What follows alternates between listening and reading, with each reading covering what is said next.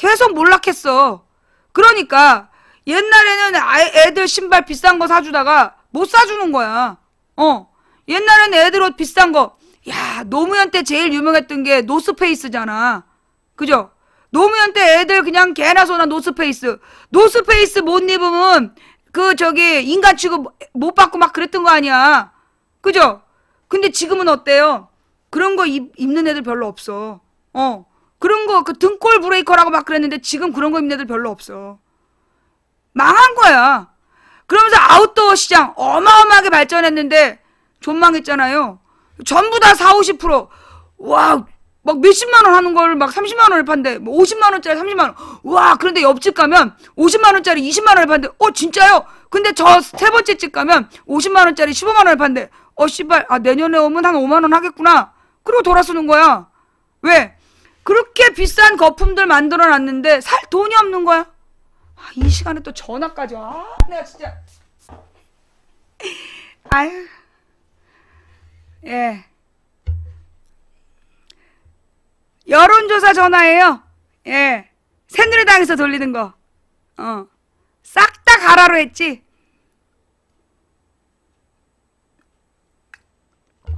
아휴. 예.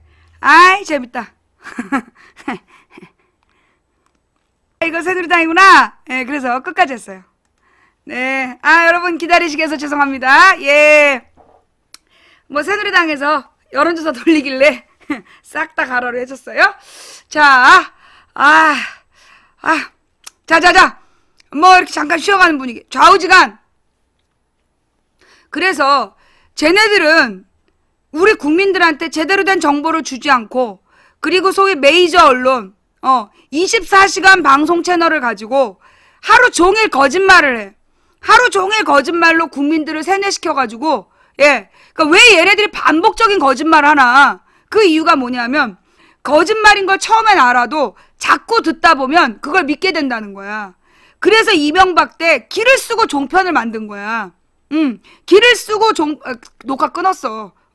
기를 쓰고 종편을 만들어서, 예, 기를 쓰고 종편을 만들어서 24시간 헛소리를 반복적으로 하는 거야. 반복적으로 해서 뭘 하는 거냐면 국민들을 바보로 만드는 거예요. 우민하죠. 그러면 왜 우리나라만 이럴까요? 우리나라만 그런 거 아니야. 우리나라만 그런 게 아니라 이거 미국에서 먼저 한 거야. 옛날에 2차 대전 때 독일에서 했던 거고, 그 이후로 80년대부터 미국에서 한 거고, 미국에서 폭스 채널, 그 다음에 CNN, 예, 이런 24시간 채널들이 만들어지면 그 24시간 채널에서 뉴스로 거짓말하는 거야. 그래갖고 이 폭스 채널은요, 미국의 폭스 뉴스는 아주 악명이 높아. 끝까지 허위사실, 허위 여론조사 발표하고 그걸 그대로 우리나라 종편이 따라가는 거야. 여론조사 가짜로 발표하고, 예.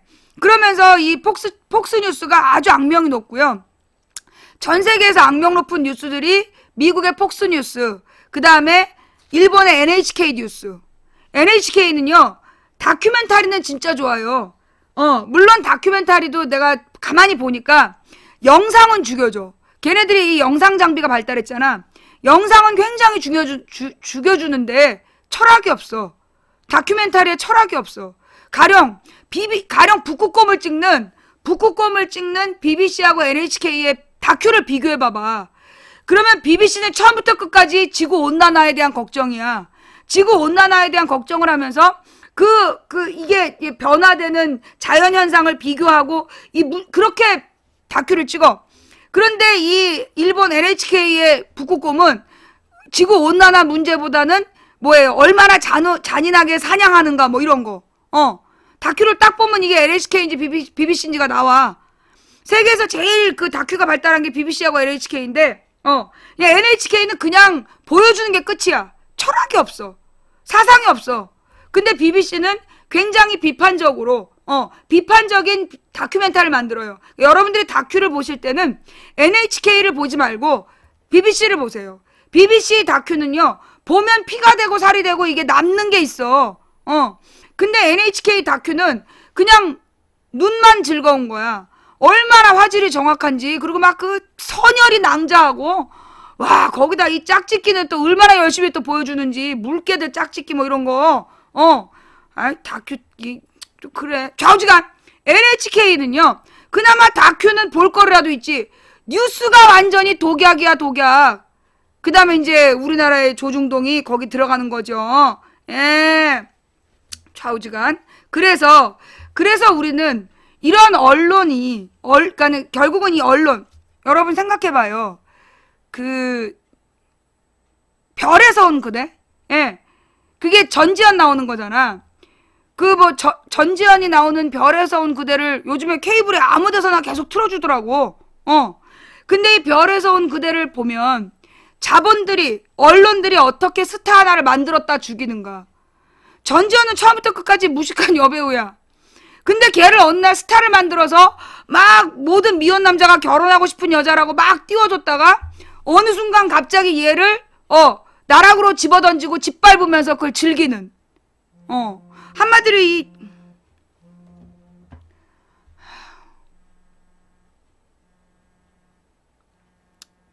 세종, 인천, 충남, 경기 지역의 한파 경보, 동파 방지, 화재 예방, 피해 없게 주의 바랍니다.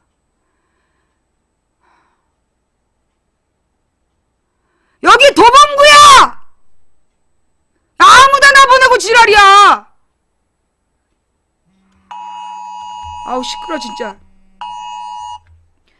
진짜 재난일 때는 안 보내고 진짜 재난일 때는 안 보내고 말이에요. 일하는 척 하려고. 도봉구에다가 인천에 한파주의보를 왜 보내? 아 진짜 지랄 연병이야. 내가 이거 긴급재난문자 안 받는다고 다 설정을 하는데 계속 오고 지랄들이야. 예. 네. 그치? 안 오게도 못하죠.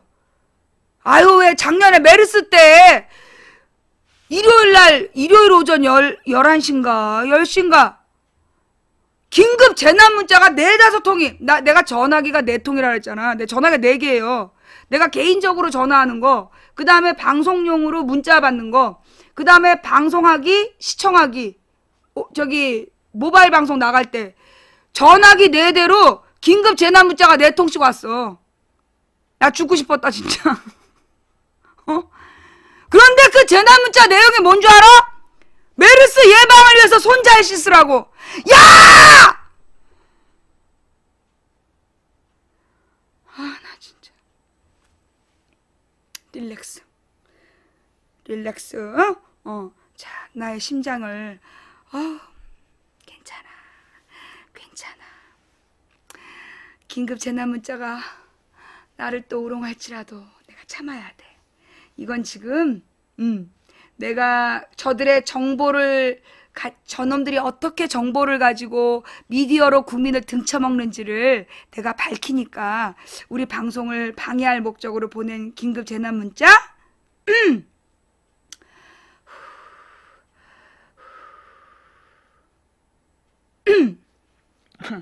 자, 낙타를 주의하라고. 자, 하여튼 그래서요. 좌우지간 이 경제 문제, 이 박근혜 정부, 이게 거기서부터 시작이 됐는데, 지금 박근혜 정부의 경제 정책, 옛날에는 막 종편에서 디립다 박근혜가 잘하는 것처럼 막 빨아주면, 그리고 나서 소위 이제 그 관제 여론조사기관, 한마디로 이제 새누리당에 복무하는 여론조사기관 몇 개를 시켜서 박근혜 인지도가 올라가고 있다. 그러면 그 뻥이 통했어. 그죠? 그런데 참 누구누구 민망하게 박근혜 지지율 올라갔다라고 발표한 바로 다음날 실제로 떨어졌다는 다른 기관 발표가 나와. 둘이 경쟁하는 것 같아. 가만 보니까. 그게 좌우지간 지금은요. 옛날에는 박근혜와 종편이 뻥을 치면, 박근혜와 조중동이 뻥을 치면 그게 곧 진리였어. 박근혜와 조중동이 얘기하면 그게 진실로 받아들여지던 시대가 있었죠. 그러나 지금은 어때? 달라졌어. 뭐 때문에? 인터넷 때문에. 이 인터넷이 바로 김대중 노무현 정부가 만들어낸 최고의 민주주의의 보루가 아닌가. 그래서 이 인터넷을 공격하고 통제하려고 지금 개발악을 떨고 있는 거야. 여러분, 이 인터넷은요, 대한민국에 남은 마지막 민주주의의 공간입니다. 우리 손으로 우리의 민주주의의 공간을 지켜내야 됩니다. 제가 유럽도 가보고 미국도 가보고 중국도 가봤어요. 와, 중국이 말이에요. 인터넷이 다 돼요. 정말. 인터넷이 그 시골도 다 돼. 예, 시골도 다 되고 3000m 산 위에도 다 돼. 대단해. 물론 나는 이제 관광지만 가봤기 때문에 뭐 이렇게 티벳 이런 데 못 가봤는데 거기도 된대요. 그래서 그 서부 지역 산골에서도 인터넷으로 주식을 한대잖아. 서부 산골에서도 인터넷으로 주식 투자를 한대. 그러니까 이 중국이 인터넷 통신망이 다 깔려 있어. 근데 난 중국에서 페북에 접속을 한 번도 못했어. 중국에서 페북 접속을 한 번도 못했어. 왜냐하면 페북에 접속하려면 굉장히 오래 걸려.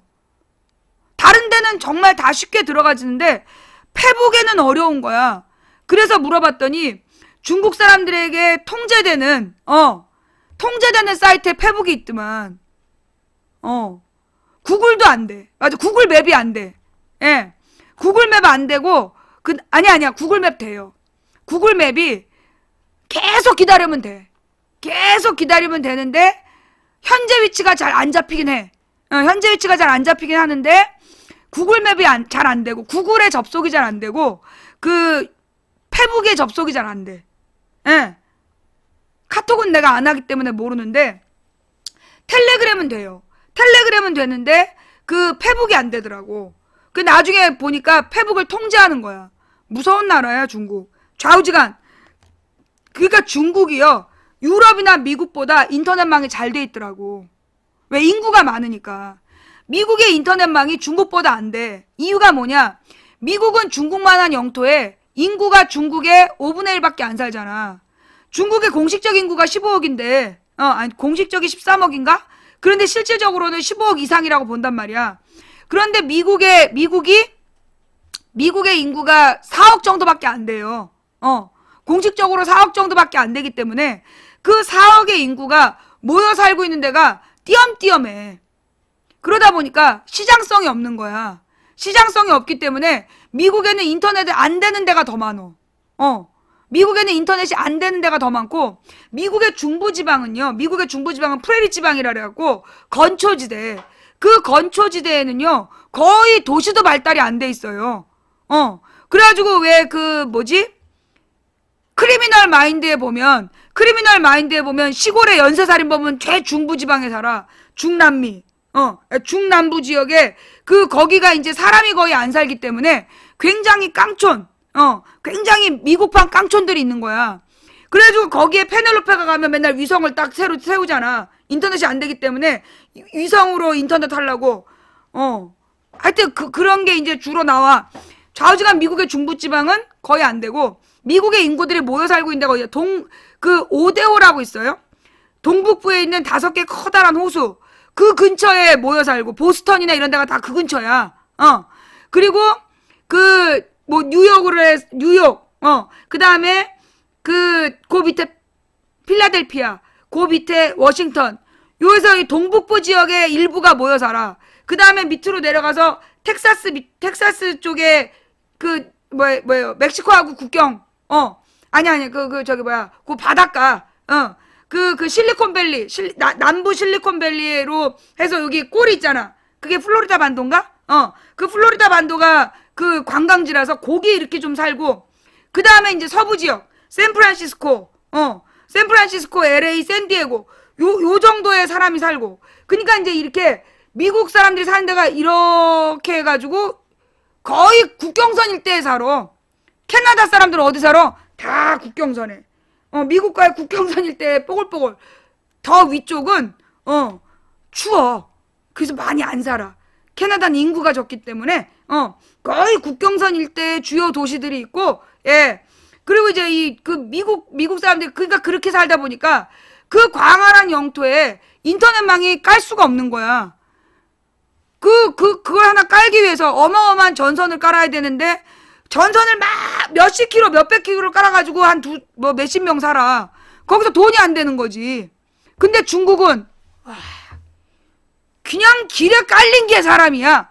야, 내가 중국에 아침에 도착했잖아.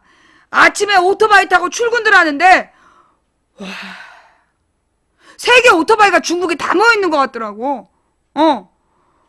어찌나들 오토바이 타고 많이 다니는지. 아예 중국은, 그냥 오토바이 전용 도로가 있어. 그냥 한 2차선 정도가 오토바이 전용 도로야. 그냥 거기 새까맣게 오토바이들을 타고 가. 어머, 그런데 헬멧들을 안 쓴 거야. 그래서 내가 그랬지, 역시 후진국이라 헬멧 쓰는 것도 모른다고 막 비웃었더니 그 안내인이 그러는 거야. 그게 아니라 요즘 중국은 전기 오토바이가 대세래. 전기 충전식 오토바이. 충전식 오토바이는 시속 제일 빠른 게 60km인가 그렇대요. 그래서 그 전기 충전식 오토바이는 헬멧을 안 써도 된대.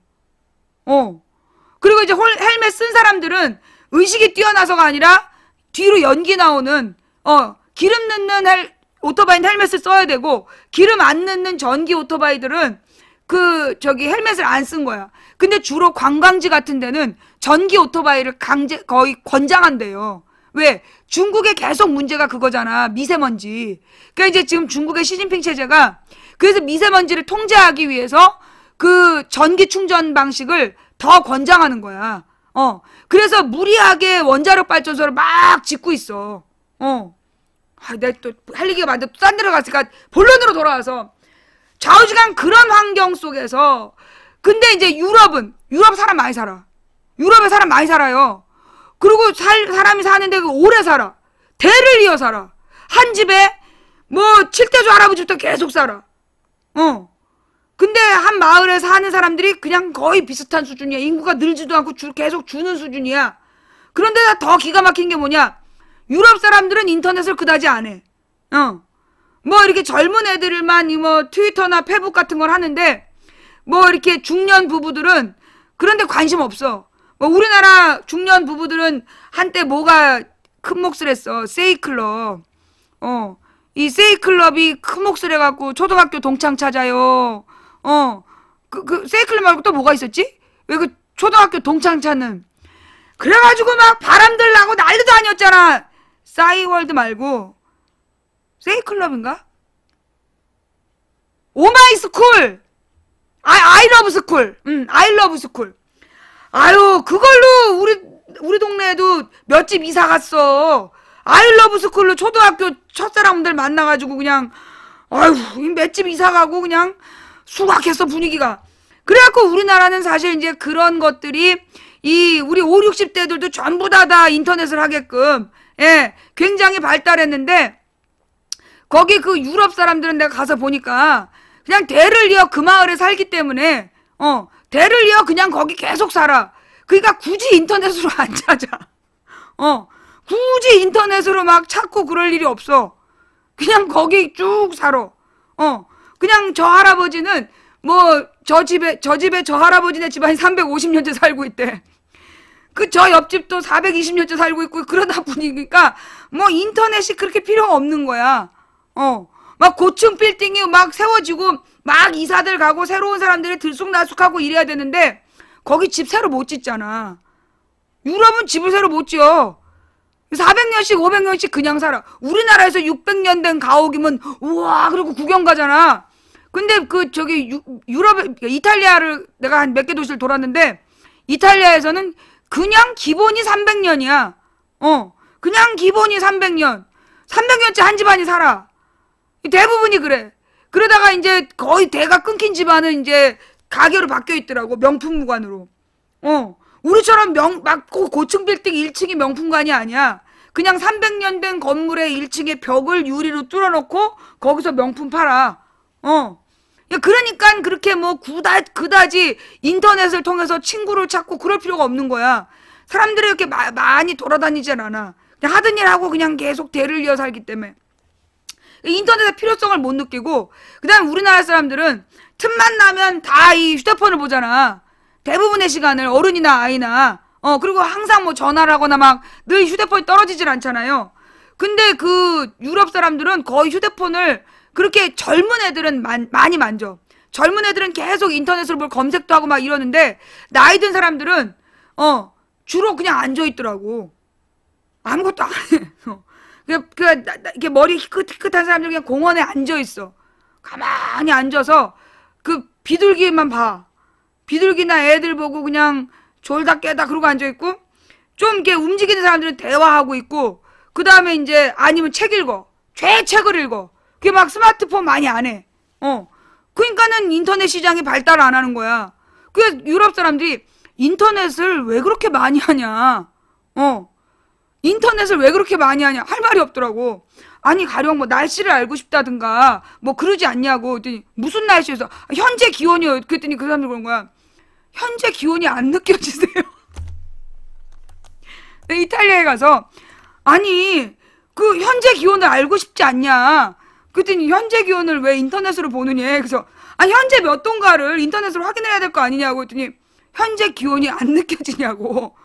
이렇게 안 느껴지세요? 안 느끼지. 추우면 옷을 입고 더우면 벗으면 되지. 그걸 왜 인터넷으로 보냐. 생각해보니까 그래. 막 멘붕. 뭐지 이거. 하여튼 달라. 우리랑 달라. 근데 그러니까 우리나라 같은 경우에는 굉장히 이렇게 신문물에 민감하잖아요. 신문물에 민감하고 그 무엇보다 빠른 변화에 그 살아남아야 된다는 게 되게 강해. 그리고 시골이 다 죽었잖아. 내가 이탈리아하고 우리나라하고 기질이 비슷한데 뭐가 차이 날까 보니까 이탈리아는 각 도시들이 살아있어. 이탈리아는 그래도 각 도시들이 자기네 전통을 유지하면서 그래도 살아. 그리고 이탈리아가 농업대국이야. 이탈리아가 농업대국이야. 근데 보니까 프랑스 주요 산업이 뭔 줄 알아? 농업이야. 몰랐지? 스페인도 농업이야. 스페인, 프랑스, 이탈리아 이런 데가 전부 다 농업이 주산업이야. 그 밖에 자동차 산업 또 있어. 자동차 산업, 디자인 산업, 그리고 그러니까 이탈리아 북부는 그 대자본 산업이 발달되어 있어. 그런데 어느 나라나 유럽은 농업을 중시해. 그래서 시골이 다 살아있어. 그래서 유럽에는요, 모든 장터에서 자기네들이 만든 포도주, 자기네들이 만든 치즈. 걔네들 주식이 와인의 치즈야. 와인의 치즈, 지네 동네에서 만든 빵. 그거 먹으면서도 몇십 시간씩 떠들고 놀아. 그게 뭐 굳이 우리나라처럼 막 무슨 셰프가 막 뿌리면서 요리 안 해. 그냥 이탈리아는 뚱뚱한 아줌마들이 그냥 대충 해갖고 그냥 내놔도 맛있고, 막 디립다 뿌리고 지르고 불 지르고 막 안 그러더라고. 그래도 맛있게 나와. 그리고 그냥 전통대로 살아가는데 다 먹고 살만 하더라 이거지. 근데 물론 이탈리아도 지금 문제는 북부의 산업지대하고 남부의 농업지대에 빈부격차가 심해져가지고 남부 지역에서 특히 이제 이 남부는 이탈리아의 그 나폴리를 통해서 난민들이 많이 들어와서 그 난민들이 그 치안을 불안하게 만들어가지고 관광산업이 지금 피해를 많이 보고 있고 그로 인한 불만들이 좀 있어 이탈리아는. 그래서 이제 차라리 분리독립하자 막 이런 얘기가 돌 만큼 지금 좀 심상치 않지만 그래도 우리나라 시골은 전부 다 누구만 있어? 할머니 할아버지들밖에 없잖아요. 우리나라 농촌에는 사실 뭐 5, 60대나 뭐 4, 50대 농민들이 없잖아. 근데 거기 유럽은 4, 50대가 많아. 4, 50대들 젊은이들도 농장에 많아요. 왜냐하면 포도 농사만 져도 포도주만 만들어 팔아도 먹고 사는 거야. 포도주만 만들어 팔아도 먹고 살기 때문에 농촌에 젊은 사람들이 많아. 그게 우리하고의 차이야. 그러니까 이탈리아가 아래로 위로 긴 나라잖아요. 그리고 이탈리아 장화 모양이잖아. 그 이탈리아의 장화 요 밑에 쪽에가 여기가 남부지대야. 그래서 나폴리라는 도시가 있는데 그 나폴리라는 도시는 우리나라 광주 같은 도시야. 전통적으로 예향. 그래서 예술이 굉장히 발달한. 그래서 이 깐소네 원조가 나폴리라더만. 그래서 나폴리에 굉장히 많은 예술가들이 있었고 그래서 나폴리가 이탈리아 음악을 대변하는 그런 동네였던 거야. 그리고 이제 이 나폴리 앞쪽에 있는 그 섬, 그게 시칠리인데 그 시칠리 섬이 마피아의 원산지잖아. 마피아 원산지. 그리고 이제 그 위쪽으로 쭉 중부지대를 거쳐서 중부지대에 이제 뭐 시에나, 그 다음에 그 피사, 그런 유명한 관광지들이 중부 도시들로 있고, 그 다음에 저 위쪽으로 올라가면 소위 이제 베니스 옆에가 뭐지? 비읍으로 시작하는 되게 발달한 그 도시가 있는데, 북부에 베니스 말고, 아니 바티칸은 중부에 있는 거고, 밀라노, 베네치아, 밀라노하고 베네치아하고 그렇게 해서 그 북부 지역이 산업이 발달했어. 특히 밀라노가 이탈리아에서 제일 잘 산대요. 밀라노가 이탈리아에서 제일 발달한, 그래서 밀란이란 축구팀 있지. 밀란. 그렇죠. 토스카 지방. 거기가 하여튼 이탈리아 북부인데, 거기는 잘 사는 동네야. 그래가지고 거기는 차들도 되게 고급이고, 그리고 주요 산업이 도시 산업 중심이야. 도시형이야. 도시 중심. 근데 이제 베네치아는 많이 죽었어. 베네치아는 이게 인공섬을, 그러니까 바닷속에다가 나무 기둥을 박은 거야. 나무 기둥을 소금에 절여가지고 박고, 그 위에다가 나무판을 깔고 흙을 덮어서 거기다 도시를 세운 게 베네치아인데, 그 밑에, 그러니까 그게 1300년대에 건설된 도시래. 1300년대에 그렇게 나무 기둥을 박아가지고 그 빌딩들을 지어 놓은 거야. 그래갖고 그 나무가 썩어가지고 도시가 가라앉고 있는 거야. 한 700년 되니까 기둥들이 썩어갖고 도시가 가라앉고 있고, 그런데다가 점점 해수면이 높아지잖아. 해수면이 높아져갖고 1년에 150일 정도가, 1년의 절반 정도가 물이 1층까지 쫙 차는 거야. 바닷물이 1층까지 쫙 잠겨. 그리고 요즘에는 그 1층에는 거의 이렇게 무슨 뭐라 그러냐, 명품점들도 되게 많았는데 그 물이 자꾸만 차니까 명품점들도 많이 방을 빼고 가게를 빼고 이래가지고 밀라노는 거의 지금 침체기야. 그 밀라노를 다시 복원하는데 20조 원이 든대. 20조 원? 200조 원? 하여튼 몇십조 원이 들어가는데, 그 돈을 구해서 베네치아를 살리자, 그런 운동이 펼쳐지다가 전 세계가 경제가 존망하면서 중단됐다는 거야. 그래서 이제 베네치아가 곧 사라질 거다, 이러면서 베네치아가 사라지기 전에 여행 가세요 막 이러잖아. 근데 내가 베네치아를 가봤어. 근데 그 베네치아의 뭐라 그러나, 곤도라 타고 이렇게 한 바퀴 쭉 돌았거든. 그런데 솔직히 나는 베네치아보다 중국의 리장 고성이 더 예뻤어. 중국의 리장 고성이 더 예뻐. 거기가 내가 볼 때는 더 괜찮더라고요. 예. 그리고 리장의 밤거리가 너무 예쁜데 사진이 잘 안 나와.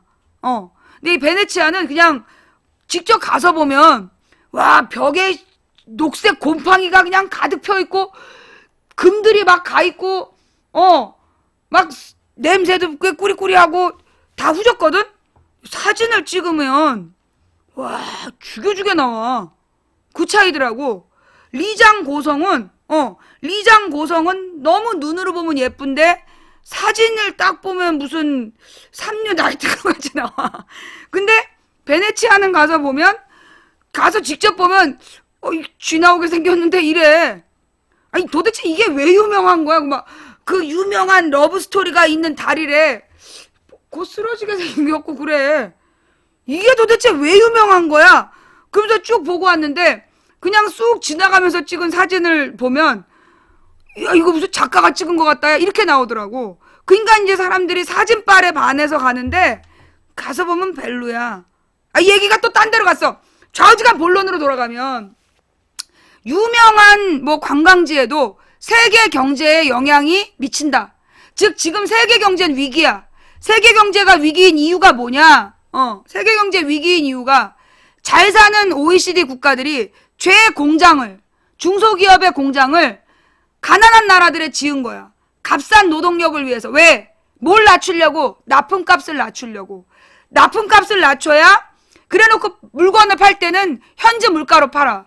그러면 실제로 납품 값을 낮추기 위해서 가난한 나라에서 싼 값의 물건을 만들어다가 비용은 요만큼밖에 안 들었는데 물건을 팔 때는 물가가 올라서 비용이 많이 들었다고, 노동자들한테 임금을 너무 많이 줘갖고 비용이 많이 든다고 개소리를 하면서 이 차이를, 이만큼의 차이를 지네들이 독식하는 거야. 근데 이게 우리나라 재벌이 그러는 거냐? 우리나라만이 아니라 전 세계 글로벌 기업들이 다 그 지랄이야. 다 그 지랄이야. 그래서 결론은 뭐냐? 전 세계 중산층이 몰락했어요. 전 세계 중산층이 몰락했어. 야, 명품의 원산지가 어디야? 유럽이지? 유럽에 갔더니 유럽 사람들은 명품 안 산대. 전 세계 명품의 원산지가 유럽이잖아. 그럼 막 유럽 사람들은 전부 다 이렇게 이렇게 생기고 막 메고 다닐 줄 알았더니 그냥 유럽 사람들은 그냥 종이봉투 들고 다니더라고. 종이봉투 들고 다니고 그냥 이렇게 플라스틱 가방 같은 거 들고 다니고 그래. 별로 이름 없는 거. 그러면 그거 누가 사냐? 중국, 일본, 한국이 사는 거야. 옛날엔 일본 사람들이 많이 샀대. 그러다가 이제 한국 사람들이 좀 사다가 한국 사람이 명함도 못 내미는 거야. 중국에서는 꼬질꼬질 중국 사람들은 왜 머리를 감으면 목욕하면 복 나간다고 생각한대. 꼬질꼬질하고 쓰레빠 신고 막 무릎 나온 추리닝 입고 온다는 거야. 백화점에, 뿌랭땅 백화점에. 그래가지고 제 빼놓고 다 싸주세요 이런데. 그래갖고 추리닝 한 놈에 들어와가지고 사갖고 가는 게 몇십억어치를 사갖고 간대 하루에. 그러니까 중국 뿌랭땅 백화점에 가면, 프랑스의 뿌랭땅 백화점에 가면 중국말이 쫙 써있어. 중국말 밑에 일본말 써있고 우리나라 말은 없어. 우리나라 말은 없고 중국말 크게 써있고 그 밑에 일본말 조그맣게 써있고 한국말은 없더라고. 하여튼 그렇다는 거예요. 좌우지간. 그 유럽 사람들은 명품을 안 사. 그래서 나는 검소해서 그런 줄 알았어. 아니야. 검소해서가 아니야. 프랑스도 영국도 서민들의 경제가 너무 안 좋대. 옛날의 중산층들이 경제가 너무 어려워졌다는 거야. 예. 그러니까 그 세계의 중산층이 다 몰락해서 서민들이 된 거야. 이미 영국의 서민들이 진짜 가난하다. 영국에 가서 깜짝 놀랐잖아. 나는 노숙자인 줄 알았어. 막 아줌마들이 이렇게 아줌마랑 어떤 애기가 지나가는데 노숙자인 줄 알았어. 옷들이 너무 낡은 거야. 그냥 서민이래. 많더라고. 그래서 어머나 영국에 노숙자가 많네. 그러고 봤더니 노숙자가 아니야. 그러니까 옷을요. 예. 기차역에 기차역 가는 길, 기차역에는 실제로 또 그렇게 못 산 사람들이 없어. 그래서 왜 그러냐? 우리는 기차 가난한 사람들이 타잖아. 기차가 너무 비싸갖고 기차역에 가난한 사람들은 못 탄대. 그래가지고 실제로 서민들의 모습은, 그러니까 그냥 우리가 이제 도시에 지나다니는 사람들을 봤거든. 우리가 거기 영국에서는 하루인가밖에 안 있었어. 하루 반? 그래서 도시에서 걸어다니는 사람, 도시 뒷골목에 걸어다니는 사람들을 보니까 옷이 너무 허름한 거야. 그래서 왜 그러냐 했더니 영국 사람들은 옷을 몇십 년 동안 그냥 똑같이 입는데, 옷을 막 우리처럼 유행 따라 갈아입고 이런 게 없이, 그러니까 중년의 아줌마들은 옷을 안 사. 옛날 옷 그대로야. 갓 2차 대전 스트러운 옷들도 막 입고 다니고, 그래서 왜 그러냐 했더니 그냥 검소해서 그러냐. 그게 아니라 영국의 서민 경제가 80년대 망했대. 그 대처가 민영화를 시작한 다음에 영국의 서민 경제가 80년대부터 망하기 시작해서 90년대에 완전히 망했다는 거야. 중산층이 다 몰락했대요. 그래가지고 영국은 그러면 부자들은 화려하냐? 아니야. 영국은 부자들도 검소해. 부자들도 막 미국 부자처럼 천박하게 꾸미고 다니질 않아. 그래서 제가 부자인지 아닌지 몰라. 왜냐하면 영국의 속담에는 돈을 자랑하는 게 천박하다는 게 있기 때문에 영국의 부자들도 되게 겸손해. 다만 그냥 엄청 큰 성을 몇 개 갖고 있을 뿐이지, 그렇게 부자라고 티를 내고 다니진 않아. 근데 이제 그런 분위기다 보니까 서민들은 진짜 옷들이 되게 낡았어. 그게 되게 차이가 나더라고요. 예. 근데 그러니까 영국의 부자에게는 배울 점인데 영국의 서민들도 가난하고 프랑스의 서민들도 가난해. 그렇게 부유하지. 우리들이랑 비슷한 거야. 지금 우리가 OECD의 중산층이 몰락한 이유 우리랑 똑같더라 이거지. 그런데 우리는 그 사람들보다 더 충격이 커. 왜? 그 사람들은 30년에 걸쳐서 서서히 가난해졌어.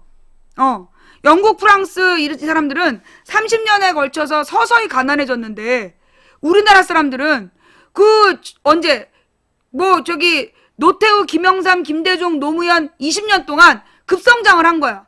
나라가 막 급성장을 하면서 정말 선진국이 되고 세계에 가면 막 대우받고 막 이랬잖아 우리가. 그런데 이명박 되고 하루아침에 쫄딱 망한 거야.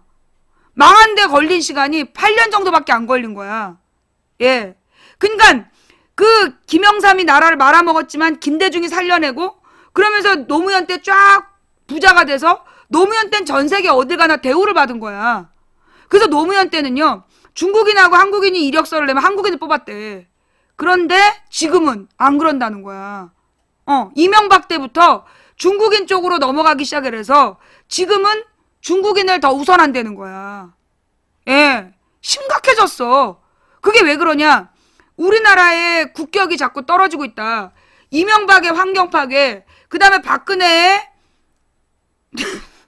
비정상 정치, 이게 외국 언론에 다 소문이 난 거야. 세월호 사건, 국정원 사건, 이거 다 나간 거야. 다 나가는 바람에 한국에 대한 이미지가 다 떨어진 거예요. 옛날에 김대중 노무현 때는 대장금, 그리고 허준, 대장금이나 허준이나 이런 드라마 때문에 한류 열풍이 어마어마했다는 거야. 한국 드라마. 그래서 이 아시아, 중동 지방에서는 아직도 정광열이가 가면 내전이 멈춘대잖아. 중동 지방에 전광열이 가면 내전이 멈춘대. 한국의 대통령보다 정광열이가 더 높은 대우를 받는다는 거야. 허준 때문에. 그리고 옛날에 내가 노무현 때 직접 무역한 사람한테 들은 얘기인데 그렇게 중동의 무역을 뚫는 게 어렵대요. 계약을 이 새끼들이 사인을 해줄 때 안 해준다는 거야. 별의별 뇌물은 다 받아 처먹으면서도 안 해준대. 그런데 직방으로 사인 받는 길이 뭐냐? 대장금 CD 딱 구워주면 그 자리에서 사인해 준다는 거야. 대장금 CD를 딱 구워다 전편을 주면 그 자리에서 사인을 했다는 거야. 그게 왜냐? 허준이나 대장금에는 철학이 있는 거야. 동양 사람들이, 이거 진짜야. 나 무역한 사람들한테 들은 거야. 그 동양 사람들의 의식 철학이 거기 들어있는 거야. 그러니까 이 대장금이나 허준을 보면 나쁜 놈들, 권력과 협잡하는 나쁜 놈들이 막 여러 가지 난관을 만들어. 그런데 주인공이 우직함과 정직함으로 원칙을 지켜서 그 문제를, 난관을 뚫어내잖아. 그래가지고 이 아시아, 전 아시아에서 중국도 그렇고 중국, 서남아시아 뭐 이런 데에서 전부 다 이 대장금이랑 허준이 최고의 인기 드라마였던 거야. 그렇게 쌓은 명성을 내가 이번에 중국 가가지고요. 나 진짜 웃긴 드라마 봤어. 그 빅뱅이 나와. 그 드라마 이름 알아요? 빅뱅이 나와. 그래서 내가 본 장면에는 승리하고 빅뱅의 또 하나 멤버 누구지? 승리랑 또 누군데? 그 왜 있잖아. 전쟁 영화에 잘 나오는 애. 전쟁 영화의 탑인가? 키 크고, 걔. 하여튼, 그래서 중요한 건, 빅뱅의 배우들이 나와. 빅뱅의 가수들이 배우야. 그래갖고 내가 모르는 여자 주인공하고, 빅뱅의 가수들이, 보니까 막 여러 적인 것 같아. 여러 삼각관계인가 봐? 그래갖고 막 남자 주인공들이 서로 막 눈을 쏘아보는 걸로 봐서 이쪽에 둘이 라이벌이고, 그 중국 여자 배우가 주인공인 것 같더라고. 근데 배경은 중국이야. 배경은 중국인데 그런 드라마가 있어. 우리 드라마가 아니잖아. 우리나라에 그런 드라마 없었지. 아니야. 드라마야. 말이 나와. 오래. 내가 본 게 한 10분 정도 봤거든요. 10분짜리 뮤직비디오가 어딨어. 노래도 안 나와. 말만 해. 말만 하고요. 여자애가 막 뛰어가서 울고 그랬어. 그러니까 막 남자애들이 막 눈싸움하고 그러던데? 우리는 모르는 드라마야. 시트콤 아니었어. 웃기지 않았어. 나 웃으면 나왔지만 웃긴 드라마. 억지로 웃기지 않았어. 그래서 알아보니까 우리나라 드라마를 중국에서 주문을 한대. 드라마라니까. 우리나라 지금 드라마들을요, 중국의 자본이 주문을 한대요.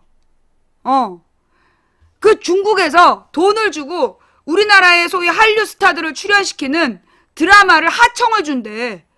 그러니까 중국의 드라마들은 좀 독특한 매력이 있잖아. 가령 우리가 인도 영화를 볼 때 뜬금없이 뛰어나와서 단체로 춤을 추면 당황스럽잖아. 근데 중국 드라마는 단체로 뛰어나와서 춤을 추진 않지만 그들 나름이 갖고 있는 그 묘한 매력이 있고 그 매력이 우리랑 좀 정서적으로 안 맞아. 근데 중국 사람들도 우리 드라마를 좋아하는 거야. 그래서 우리나라 드라마 제작팀에다가 중국이 원하는 배우들을 찍어가지고 얘네 출연시키는 주문 제작 드라마를 만드는 주문 제작 드라마를 지금 하고 있대요. 예. 그래가지고 그래서 나타나는 문제가 뭐냐면 우리나라 드라마의 수준이 가령 굉장히 요즘에 탑 배우들이 나오는데 너무 유치한 거 있잖아. 너무 유치하고 좀 대사가 과장되고 행동이 막 과장된 그런 드라마들 있잖아. 그게 대부분 중국 자본을 배경으로 한 거래. 중국 자본을 받아가지고 제작한 드라마들이라. 왜냐하면 중국은 울어도 우리처럼 쳐다보면서 눈물을 뚝 흘리고 그러지 않아. 이렇게 울기 때문에. 중국식 드라마는 우리처럼 가만히 들어갔는데 눈물을 또르륵 흘렸다. 그럼 안 팔려. 중국은 울어도 에잇 막 이렇게 화를 내고 이렇게 울어야 돼. 그러니까는 배우들이 과장을 하더라고. 그게 중국식 드라마, 중국식 제작이라 그런 거야. 뭔 말인지 알았지? 무슨 느낌인지. 그러니까 별그대에서 전지현이 걔 난리를 피우잖아. 그게 그 중국을 그 목표로 해서 만들어진 거더만. 전지현이 중국 성이라며. 그래가지고 전지현이 화교랍시고 전지현을 주인공으로 잡았고 그 다음에 그래서 전지현의 이전에 본 적이 없던 과장된 연기가 중국을 목표로 해서 만들어진 드라마였던 거야. 본명이 왕지연. 그래가지고 근데 이제 지금 문제는 뭐냐. 그래서 문제는 우리 한국의 전통미가 사라지고 있다는 거지. 전통 철학이 사라지고 있고 철학이 없는 드라마들이 만들어지고 있고 그리고 나서 또 뭐예요? 한류. 사실 한류는 어디서 생겼어? 드라마에서 생긴 거고 그 드라마는 뭐야? 한국의 철학. 그 불의와 맞서 싸우는 정의로움. 그리고 서민들이 힘을 모아서 나쁜 권력에 맞서는 그게 사실 허준을 도와주는 조역들 중요했잖아. 대장금을 도와주는 그 조역들 중요했잖아. 그런 정말 착한 조역들이 도와주고 그래서 착한 계보들이 이겨나가는 그런 게 이제 그 한국 드라마의 한류를 만들었는데 그거 누가 망쳤냐? 가수들 내세워가지고 가수들을 내세워갖고 한류 가수 이렇게 팔아먹은 거야. 그런데 솔직히 우리나라의 가수들이 여러분 원스란 영화 봤죠? 영화 원스 봤어요? 원스 보면 처음부터 끝까지 기타 하나 치잖아. 기타 하나 치면서 목소리로만 노래한다고 길거리에서 그 여자가 자기가 이어폰 꽂고 그냥 걸어오면서 노래를 부르는데 눈물이 줄줄 나는 노래를 부르잖아. 그 원스라는 영화가 이 전 세계를 감동시킨 영화란 말이야? 그게 노래거든. 그냥 반주는 조금 들어가고 그 목소리가 전해주는 그 가사와 그 느낌 이게 노래거든. 근데 우리나라 한류 가수들 뭐해? 가슴으로 바닥 쓸고 치마 옆에 뜯어가지고 다리를 벌렸다 오므렸다 그러고 아니 그래가지고 어떻게 유럽의 감동을 불러일으키겠어? 그게 안 되는 거야 그게. 아니 그냥 길거리에 애들이 그냥 쭉쭉빵빵 구등신들 왔다 갔다 하는데 우리나라 7등신들이 배꼽 까봤자지. 그게 뭐 맥히겠어 우리 배꼽이? 어? 응. 그러니까는 이게 한국의 가수들을 막 한국의 뭐 한국 팝이 유행한다. 그 몇 명. 그리고 뭐 싸이가 전 세계적으로 유행하다. 웃겨서. 싸이가 정말 음악성이 있어서가 아니라 그 왜 허경영 보고 웃는 거랑 똑같은 거야. 유럽에서 그 싸이 보는 사람들이 그 웃겨서 보는 거야.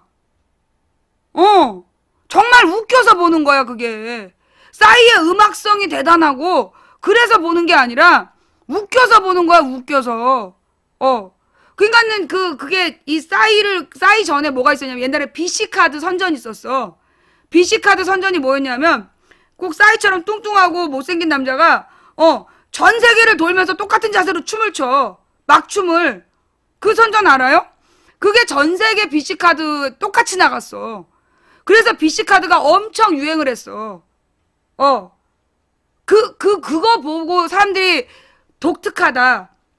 웃긴다. 그래서 유행한 것처럼 싸이 말춤도 그래서 웃겨서 보는 거야.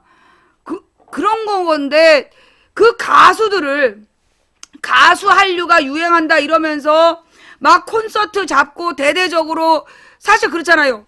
미국에서 미국에 순회 공연 한다는 기사 낸 다음에 우리나라에서 더 출연료가 올라갔잖아. 그래서 그러다 망한 게 비아니야. 미국의 전 유럽에 뭐 콘서트 투어 한다고 엄청 몇 달 동안 팔아갖고 비주식 막 또 그때 개미들이 막 사서 쟁이고 막 난리가 났는데 콘서트 안 해가지고. 그거 다 저기였다니까. 개뻥이라니까. 결국 한류스타. 그게 뭐냐. 한류스타라는 이름으로 뭐 유럽 순회 공연. 내가 미국 순회 공연 가봤잖아. 나 미국 순회 공연 가봤잖아. 별거 아니야. 그 뭐 대단한 거 아닌데 막 미국 순회 공연 그럼 막 대단히 대단한 것처럼 홍보해가지고 결국 그 기획사 주식 사고 판 거야. 나 미국 순회 공연 갔다 왔어. 뻥치지 말래. 아이. 나 미국 순회 공연 갔었어. 예. 여러분은 잘 모르겠지만 1914년 12월에 2014년 12월에 미국의 그 시청자들이 불러갖고 내가 이 여섯 개 도시 돌면서 순회 강연하고 왔잖아. 공연은 아니고 강연이었지만 사실 뭐 내가 강연할 게 뭐 있어? 공연 수준이었지? 1914년 아니고 2014년. 내가 갑자기 도민준 됐나봐? 망민준? 좌우지간 미국에서 막 돌았다 그럼 대단한 줄 알잖아. 별거 아니라고. 미국의 한인 대표. 와, 그럼 막 우리나라 미국의 200만 한인 대표 이러면 미국의 200만이 그 200만 명의 한인들이 그 사람 하나만 바라보고 그 사람에게 모든 열망을 담아서 한국의 우리 뜻을 전해주세요 막 이럴 것 같잖아. 아무도 몰라. 미주 한인 대표를 아무도 몰라. 근데 아는 사람들이 몇 명 있는데 대부분이 뭐라 그러냐면 각 도시마다 있어. 그게 또 도시마다 그 사람 예요 뭐 다 그렇게 얘기해. 그러니까 뭐 그렇게 미국에서 막 뭐 했다 그러면 대단한 줄 아는데 별거 아니더라. 유럽도 마찬가지고. 결국은 뭐냐, 우리나라에서 안 나가본 사람들, 세계를 모르는 사람들한테 등쳐먹으려고. 그게 기획사 주식파. 나는 그래서 도대체 한류는 없더만. 한류가 없는데 왜 저렇게 한류 저럴까. 마치 전 유럽이 막 한국 팝을 들으면서, 한국에서 보면 유럽 사람들이 막 한국 노래만 듣고 한국 노래에 심취해 있고 막 한국 노래를 통해서 배우고 있는 것처럼 보이잖아. 아니더라 이거지. 아니더라고. 그런데 왜 우리나라 언론에서는 그토록 막 대단한 것처럼 한류를 팔았을까? 한류 가수들 전부 기획사 주식 파는 거야. 그 기획사에 투자 받으려고. 그러니까 이제 맨날 언론만 보고 눈 시뻘겋게 그 그래프 바라보고 저기 미디어 보면서 그래? 이 기획사가 떠? 그러니까 이 기획사 저 기획사 막 왔다 갔다 1인 기획사에 투자해라 어쩌라 지랄 연병. 결국 그게 그 주식 팔아먹으려고 그러는 거야. 주식 투자. 한마디로 또 개미들을 뭘 만드는 거예요? 등신 만드는 거야. 그래서 내가 볼 때는요. 솔직히 우리나라에서 이 아이들을 대학 보내려고 우리 애들한테 돈 들이는 게 얼마야? 애들한테 돈 들이는 게 적어도 애들 대학 보냈는데 최소 1억 5천은 들어. 솔직히 그 1억 5천을 들여서 지방대를 졸업시켰다. 그 중에서 취직하는 애들 몇 명이나 될 것 같아? 거의 없어요. 막 홍보용으로 야, 이 대학에서도 취직된 애가 있다 이러면서 막 프랭카드에 나온 애들 몇 명 빼놓고는 실제로 지방대학 나와가지고 그 취직할 수 있는 애들이 별로 없는 거야. 근데 우리는 왜 그렇게 많은 돈을 일제히 돈을 들이고 있을까? 그죠? 차라리 그 돈으로 아이들에게 애들에게 그 1억 5천이면요. 1억 5천이면 애들한테 뭘 시켜줄 수 있어? 그 해외 여행을 시켜줄 수 있어. 그러니까 잘 아는 그 해외에 대한 견문을 좀 알고 있는 사람들을 그 팀을 짜가지고 그 애들한테 그 유럽이나 이런 데 문화를 돌면서 우리와 이쪽의 차이를 이해하게 하고 그럼 이쪽은 왜 이런 문화가 유지됐는가? 왜 우리처럼 아파트를 짓지 않고 옛날식 수백 년 된 건물을 그대로 유지하고 살아가고 있는가? 그리고 왜 얘네들은 그 시스템이 이렇게 되어 있는가? 이런 거를 설명해주는 그런 자리가 나는 많은 게 더 낫다. 차라리 그렇게 투자하는 게 우리가 학원에다가 한 달에 100만 원 이상 갖다 준다고. 그거 2달 모으면 유럽 여행 갈 수 있어. 근데 한 달에 그렇게 우리가 돈을 투자해서 애들이 대학 가고 취업해? 못해. 나는 차라리 그 돈으로 애들이 세상이 돌아가는 물정을 보게 하는 거. 세상의 견문을 넓히게 하는 게 난 더 중요할 것 같아. 물론 유럽을 먼저 도는 것보다 아이들을 데리고 우리는 주로 관광지를 가잖아요. 근데 애들을 데리고 이 우리나라도 여기저기 그 부모들이 여행지를요. 도시별로 돈다든가 이 도시의 역사와 그 다음에 주요 산업과 그 다음에 이 사람들이 먹고 사는 것들을 어떻게 살고 있는가 이런 것들을 중심으로 보게 하는 거 그리고 여러 가지 직업의 체험을 시켜주는 거 나는 그게 더 필요하다고 봐. 진짜 절실하게. 그 애들 그러면서 막 그냥 무조건 공부해라. 공부는요 내가 볼 때 상위 10%만 공부해야 돼.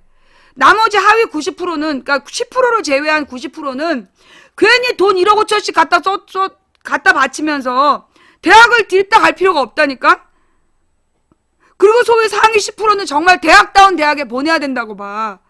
우리나라에 스카이 나온 다음에 외국에 이력서 낼 수 있어요? 우리나라 서울대, 연대, 고대 나오면 외국에 이력서 내냐고. 못 내잖아. 그 서울대, 연대, 고대 보내려면 2, 3억 써야 된대. 최소 2, 3억을 써야 서울대, 연고대 간대. 타고난 수재 있잖아, 왜. 가외 한 번 안 하고, 학원 한 번 안 다녔는데, 교과서만 읽어도 안 틀리는 애들, 하늘에서 뚝 떨어진 천재들, 그런 애들은 몇 명이나 되겠어. 그게 인구에 몇 명이나 되겠냐고. 0.1%도 안 된 애들을 제외한 나머지는 2, 3억을 쏟아부어야 연고대를 가는데, 2, 3억 쏟아붓고 연고대를 가서 해외에다가 졸업장을 낼 수 있냐? 없다는 거지. 그럼 우리가 왜 굳이 우리 모든 아이들을 불행하게 만들면서 대학 공부. 아니, 10몇 시간씩 애들이 공부하는 거 그거 아동학대야. 책도 못 읽고 생각도 못하고 수다도 못 떨고 친구도 못 사귀고. 우리 조카가 군대를 갔어. 우리 조카가 군대를 갔는데 군대에서 처음에 딱 갔는데 제일 못 지낸 애들이 대학 나온 애들이래. 그것도 대학도 좋은 대학. 좋은 대학 나온 애들이 친구들을 못 사귄다는 거야. 왜? 얘네들이 제일 잘하는 걸 앉아서 책 보는 거라서 명문대 애들이 들어와갖고 부대에서 잘 지낸 애들이 드물대는 거예요. 그게 이제 우리 조카가 신병 때 한 얘기야. 그런데 지금 이제 상병을 달았잖아. 상병을 달고 난 우리 조카가 하는 말이 이모, 군대는 꼭 가볼 만한 곳이야. 그러면서 이모의 시청자들에게 군대를 꼭 가라고 전해달라는 거야. 왜 애들이 힘들어한다며? 했더니 아니야. 신병 때 그렇게 친구들 못 사귀고 어리버리했던 애들이 그 기간 한 6개월 지나면 자기의 문제들을 알아본대. 자신들이 뭐가 문제구나. 어떤 부분에서 사회성이 떨어지는구나. 이런 걸 깨닫고 그 6개월이 지나면 치열하게 노력을 한다는 거야. 어울리려고 노력하고 단체 생활을 단체 성과를 내려고 노력하고 그러면서 동기들이 성장해 가는 게 보인다. 그러면서 남자들이 군대를 가는 건 참 좋은 경험인 것 같다고. 그러면서 꼭 시청자들한테 군대에 대해서 좋게 얘기해달라고 부탁을 하더라고요. 예. 그러니까 이제 물론 못 지낸 애들도 있죠. 뭐 인병장이나 그런 애들이 있는데 우리 조카 말은 그래. 얘네가 있는 데가 굉장히 그 부대 중에 얘네가 지금 있는 데가 수천 명짜리야. 예. 수천 명짜리 부대래요. 근데 이제 우리가 사고 나는 지역 있잖아. 이제 언론에 나온 군사고. 그런 데가 주로 그러니까 뭐 150명? 요 정도 작은 부대가 문제가 생긴대. 왜냐하면 그 작은 부대는 위에서 감시 감독이 안 되기 때문에, 그리고 일이 별로 없기 때문에, 그래서 서로 갈군데. 그런데 이게 큰 부대로 가버리면, 막 수천 명짜리로 가게 되면, 거기 매뉴얼이 있다는 거야. 각자 매뉴얼이 있고, 다 바쁘기 때문에, 그 후임들을 괴롭히고 그럴 시간이 없다는 거야. 보통 이제까지 문제가 된 그 사건들이 소규모 부대에 사령관이 꼴통이면 그런 사고가 난다는 거야. 그런데 그런 사고가 나면, 그러니까 가령 내무반에서 성폭행이 일어났어. 그러면 누구만 처벌받아요? 성폭행한 놈만 처벌받거나 아니면 성폭행 당한 애가 자살하고 끝나잖아.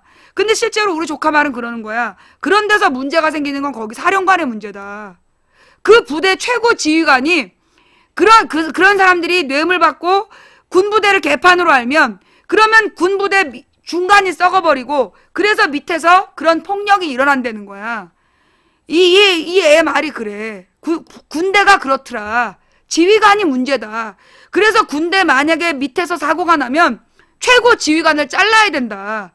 그러면 최고 지휘관의 군인 연금까지 잘라버리면 그런 부대에서 절대 사고 안 난다는 거야. 왜? 밑에서 사고 나면 내 책임이잖아.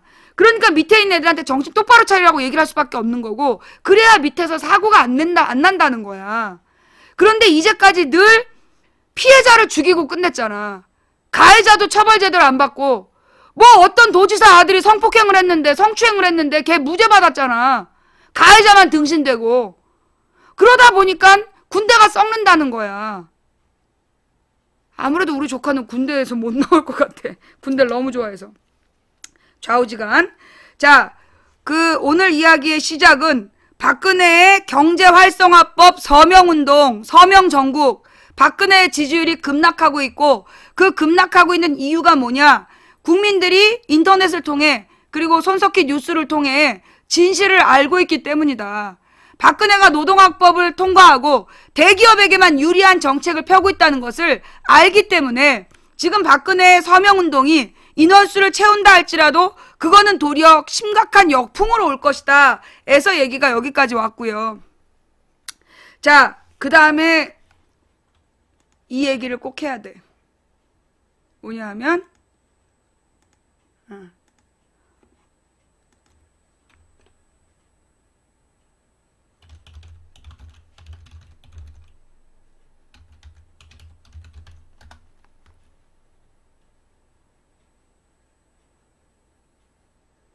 가만히 있어보자.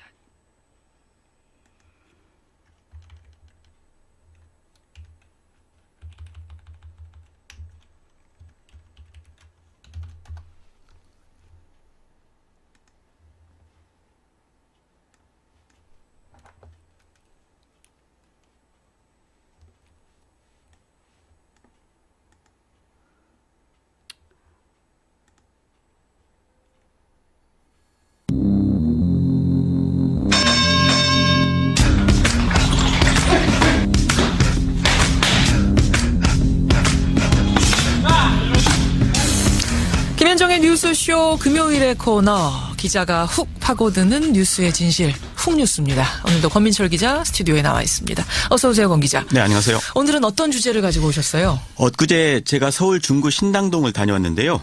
어떤 곳인지 현장음 들어볼까요? 그러니까 58년에서 61년, 61년 8월에 저기 장충동 국가재건회 그쪽으로 가기 전까지 3년을 여기서 사셨는데, 여기가 61년 5.16 전명 그 회의를 여기서 하셨다고 하더라고요. 바로 이 방에서? 네, 이 방에서. 5.16 쿠데타 모의 박정희 전 대통령 이야기인가 보네요. 네, 박정희 전 대통령이 5.16 쿠데타를 모의한 바로 그곳, 박정희 가옥입니다. 주택가 한복판에 있는데요.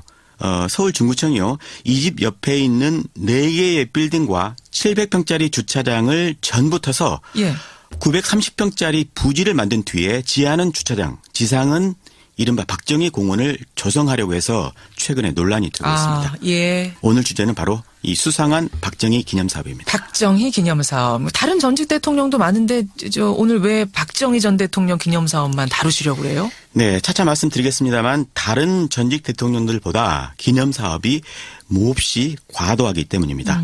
중복되는 것도 많고요. 문제는 여기에 세금이 들어간다는 겁니다. 지금 다녀오신 박정희 공원에는 세금이 얼마나 들어갑니까? 297억 원이 들어갑니다. 297억 원? 네, 중구청 전체 복지 예산의 3분의 1에 해당하는 금액입니다. 돈이 많이 들어가니까 중구청도 처음에는요. 정부 예산과 서울시 예산을 끌어서 쓰려고 했습니다. 그러다가 웬 국비 투입이냐 이런 비판 여론이 생기니까 구 예산으로 전환을 한 겁니다. 하지만 국비든 구비든 세금은 세금입니다. 중구청에서는 뭐라고 하나요? 네, 이 사업을 역사문화공원 및 주차장 확충 사업이다 이렇게 얘기했습니다. 박정희 공원 조성 사업이 아니고 그냥 공원 겸 주차장 사업으로 봐달라 이 얘기입니다. 공원 겸 주차장 사업인데 이름만 그냥 박정희 공원으로 붙인 거다 이런 설명이에요. 예, 구청 담당자 이야기 들어보시죠. 아까 저희는 지하 주차장으로 이제 만드는 거고, 지상은 공원으로 하는데 지하 주차장, 지상 공원 또 뭐 있나요? 그러니까 역사 공원 겸 주차장이란 얘기예요. 그래서 그 부분을 얘기하고 있는데. 강조한 거죠. 근데 박정희 공원이라고 부르는 이유는 뭡니까 그러면? 근데 원래 2013년에 지금과 거의 같은 사업이 계획이 됐었는데요. 당시 사업 명칭이 바로 박정희 기념공간 조성 사업이었습니다. 그러니까 이름은 달라졌지만 알맹이는 같은 거죠. 여론을 의식해서 다르게 포장한 셈입니다. 중구의회의 변창섭 의원 얘기 들어보시죠. 그거는 손바닥으로 하늘을 가리는 격이죠. 말로는 기념공원화라고 한 적이 없다라고 하지만 역사문화공원이나 기념공원이나 도칭겠지는 아니겠습니까? 거기가 주차장이 없다라면 굳이 우리도 그냥 그렇게 반대를 안 할 거예요. 근데 기존 주차장이 운영이 잘 되고 있잖아요. 있는데도 그냥 그걸 지하하겠다라고 하는 거죠. 그러니까 그게 보이는 거잖아요, 속이. 그러니까 이 구의원 얘기에 의하면 박정희 가옥을 꾸미기 위해서 어떤 꼼수를 쓰는 거다 이런 이야기예요. 그렇습니다. 사실 박정희 생가는 별도로 보존돼 있지 않습니까? 네, 경북 구미에 공원으로 조성이 돼 있거든요. 그렇죠. 그 사업에도 286억 원이 들어갔는데요. 또 생가 옆에 65억 원을 들여서 민족중흥관이라는 별도의 기념관도 만들어 놨습니다. 기념시설이 이렇게 많다 보니까 때로는 모조유품을 전시하기도 하고 있고요. 서울 마포에도 비슷한 게 있지 않아요? 네, 상암동에 박정희 기념 도서관이 있습니다. 그런데요. 정작 책도 없고 지역 주민들 민원도 끊이지 않는 곳입니다. 민원이요? 네, 마포구 주민 권희상 씨 얘기입니다. 아예 문을 거듭 잠궈놨습니다. 이게 공공도서관인데 명색이 공공도서관으로서의 기능은 제로, 일반 도서 빛이 제로, 박정희 찬양을 온갖 걸 다 만들어갖고 쫙 해놨어요. 그게 무슨 도서관입니까? 그러니까 지역 주민들이 자유롭게 이용을 하고 주민들이 같이 쓰는 공간이면 참 이게 의미가 있을 텐데 지금 그렇지 않다는 이야기를 주민이 해주고 있는 겁니다. 아까 전국적으로 기념시설이 많다고 했는데 그럼 서울 구미 말고 또 어디 있습니까? 박 전 대통령의 발길이 머문 곳엔 어김없이 있다 이렇게 보면 맞을 것 같습니다. 강원도 양구에는요. 사단장 당시 공관으로 썼던 건물이 복원이 됐고요. 그 시절에 지프차도 전시 중입니다. 철원에는 전역했던 곳에 작년부터 공원이 현재 조성이 되고 있는데요. 철원 군청 담당자 이야기 들어보시죠. 군 시절에 이제 사단장을 나왔어요. 5사단장을 나왔는데 저녁식을 저희 관내에 있는 곳에서 했는데 군탄공원이라 이제 그래서 거기를 확장하고 일단 그 취지에 맞게끔 조형물이랑 이제 들어가요. 저녁식 한 곳이요? 예. 그리고 경북 문경에는요, 그가 살았던 하숙집 옆에 사당과 기념관이 건립됐습니다. 심지어는 울릉도에도 기념공간이 있더라고요. 울릉도는 왜요? 그곳에서 1박을 한 적이 있는데요. 숙박 장소에 최근 기념관을 건립을 했습니다. 아, 잠깐만요. 1박이라고 하셨어요, 지금? 네, 하룻밤을 묵었다는 거죠. 하룻밤? 네. 근데 그곳에 기념관이 있었어요. 네. 야, 뭐 위인을 기릴 수 있습니다. 역사적으로 위인들 뭐 기리는 작업들 꽤 있죠. 하지만 이렇게까지 좀 요란하게 기념하는 경우는 보기 드문 것 같은데요. 아마 박정희 신격화 이런 얘기가 나오는 게 바로 그 때문인 것 같습니다. 사실 신격화의 원조는 구미입니다. 저도 이번에 알게 된 사실인데요. 예. 구미시에는요, 박정희 기념사업 조례라는 것도 그래요? 있더라고요. 그게 뭡니까? 박정희 기념사업을 위해서 만들어 놓은 지자체의 조례를 말하는 겁니다. 그리고 박정희 대통령 기념사업 담당이라는 별도의 행정조직도 갖추고 있더라고요. 심지어는 탄신제라는 것도 해마다 기념 중입니다. 탄신제가 뭐죠? 그 석가탄신일 또 성탄절 할 때 그 탄신입니다. 그래요. 내년이요, 탄신 100주년이라고 하는데 이 대대적인 기념사업을 준비 중입니다. 구미시청 관계자 설명입니다. 예. 이번에 이제 단신 대표팀이 생겨가지고 한번 어떤 식으로 할 것인지 여러 가지 지금 발굴하고 있는 그런 상태입니다. 아, 예를 들면 어떤 음악제라든지 국제 학술대 좀 약간 또 키워가지고 이런 식으로 한다. 탄신 TF. 야, 이 조직이 참 그러네요. 그래요. 그나저나 이런 기념행사나 사업이 전국적으로 몇 개나 되는지 조사를 해보셨어요? 네, 제가 파악한 것만 14개였습니다. 이들 사업에 모두 1,900억 원의 세금이 들어갔거나 들어갈 예정입니다. 1,900억 원의 세금. 네. 상당한 액수입니다. 맨 처음에 권민철 기자가 이야기할 때 오늘 박정희 기념사업만 살펴보는 이유가 이런 과도함 때문이다라고 했는데 네. 그럼 다른 전직 대통령들의 기념사업은 어떤지 조사를 해보셨습니까? 네, 고인이 되신 분들 보니까요. 예. 이승만, 윤보선, 최규하 전 대통령은 기념사업에 5억에서 50억 원 정도 들어갔고요. 김영삼, 노무현 전 대통령은 100억 원 안팎. 100억 원. 그리고 김대중 전 대통령은 360억 원 정도 했습니다. 그러니까 그나마 많은 분이 김대중 전 대통령 360억 원인데 박정희 전 대통령이 1,900억 원이니까 참 비교가 안 되는 액수긴 하네요. 네, 조사 과정에서 한 보수 언론이요. 김대중 기념사업비를 1,920억 원이라 이렇게 해놨더라고요. 근데 자세히 살펴보니까 예.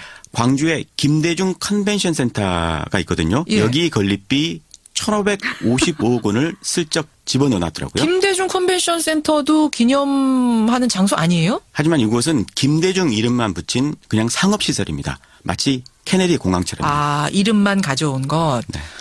그러면 박정희 전 대통령 기념사업에서는 그런 부분들은 다 빼신 겁니까? 이름만 가져온 경우는? 물론입니다. 박정희 체육관 같은 거는 다 뺀 거죠. 자, 그렇다면 왜 유독 박정희 기념사업만 이렇게 과도하게 벌어지고 있을까? 이유 분석해 보셨어요? 네, 대중적 인기를 틈탄 마케팅이 아닌가 싶습니다. 또 하나는요, 박근혜 대통령 때문 아니겠나 싶은데요. 그런데 사실 박근혜 대통령은요, 아버지를 기념하는데 세금은 투입하지 말라 이렇게 했었거든요. 2013년 6월 음성 들어보시죠. 국가 경제가 어렵고 힘든 상황에서 국민 세금을 들여서 기념 공원을 만드는 것은 바람직하지 않다고 생각합니다. 그런데요, 아이러니한 것은 박정희 기념사업이 박근혜 대통령 취임 이후에 집중됐다는 겁니다. 아니, 박 대통령이 공개적으로 반대를 하는데도 왜 이런 일들이 계속 벌어지는 거죠? 박 대통령이 대단한 효녀라고들 하지 않습니까? 예. 아버지 기념사업을 정말로 싫어할 딸은 없겠죠. 그거를 눈치 빠른 지역 정치인들이 모를 리 없을 거고요. 구미시 의원을 지낸 김수민 녹색당 홍보기획단장 분석입니다.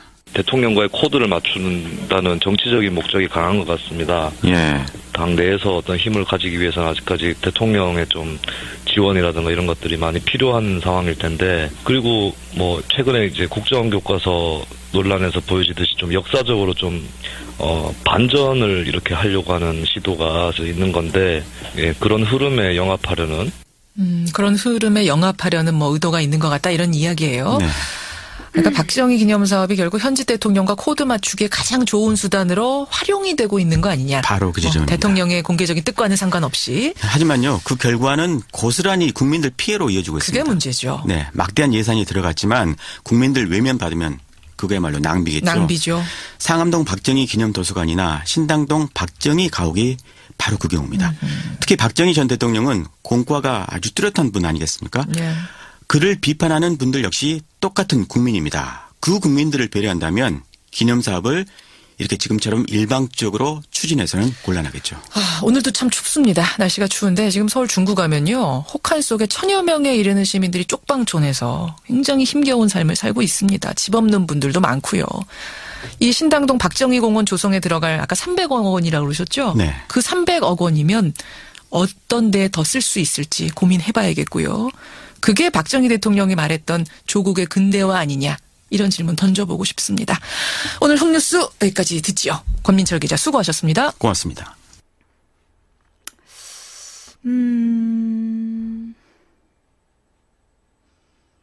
내가 틀림없이 아침에는 그 뉴스를 봤는데 이게 검색이 안 된 이유가 뭘까? 잠깐만 여기서 한번 검색해 볼게요.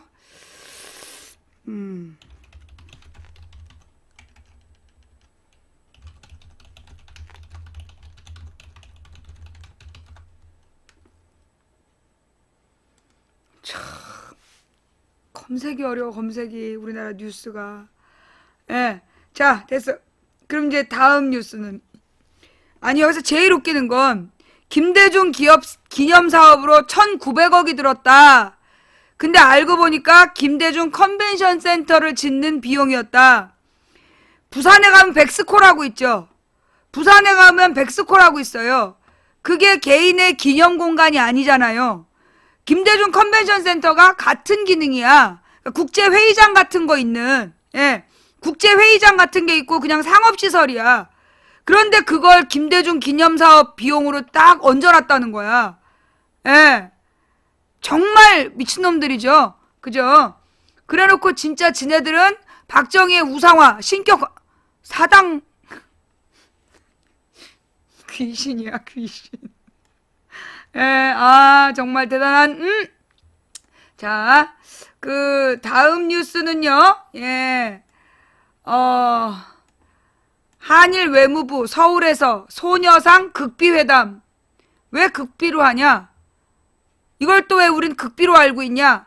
예, 이게 우리나라에는 우린 몰랐어. 후지 텔레비전에 후지 TV에 보도 보고 알았어. 일본 외무성 이시카네 기미히로 아시아 대양주 국장이 지난 19일부터 21일 서울을 방문해 한국 외교부의 이상덕 동북아 국장과 극비회담을 진행했다고 일본 후지 TV가 보도했다. 이래서 아는 거야. 우리는 몰랐어. 이런 짓 하고 있는지 몰랐어. 후지 TV는 회의에서 철거 전망이 서 있지 않은 일본 대사관 앞 소녀상 문제 및 위안부 명예 회복을 위해 일본 정부가 10억엔의 자금을 거출하는 재단 운영 등에 대해서도 논의된 것으로도 보인다고 보도했다. 후지TV 보도야? 예. 일본의 언론 보도에 의하면 한국 국내 여론의 반발에도 불구하고 지난해 12월 28일 양국의 위안부 합의에 따른 후속 조치가 계획대로 진행되고 있는 것으로 보인다.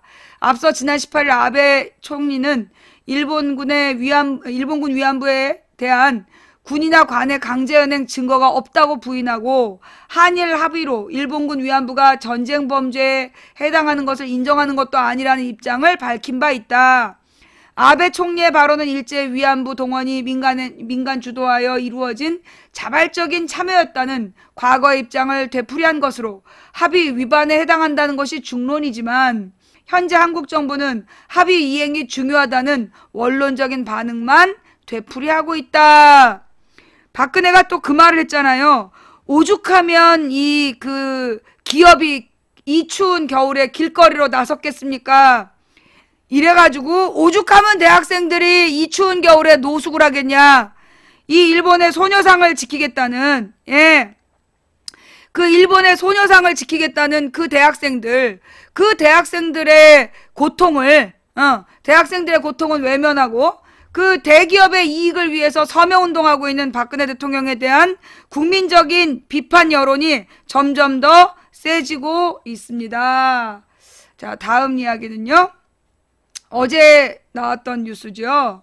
예, 그저께인가? 시위 주차, 그 보육대란, 누리과정. 이 누리과정에 대해서 그 교육청에다가 단체로 항의 전화하라 막 이런 운동을 전개하고 시위를 주도하는 보육단체장이 알고 보니까 새누리당원이었다.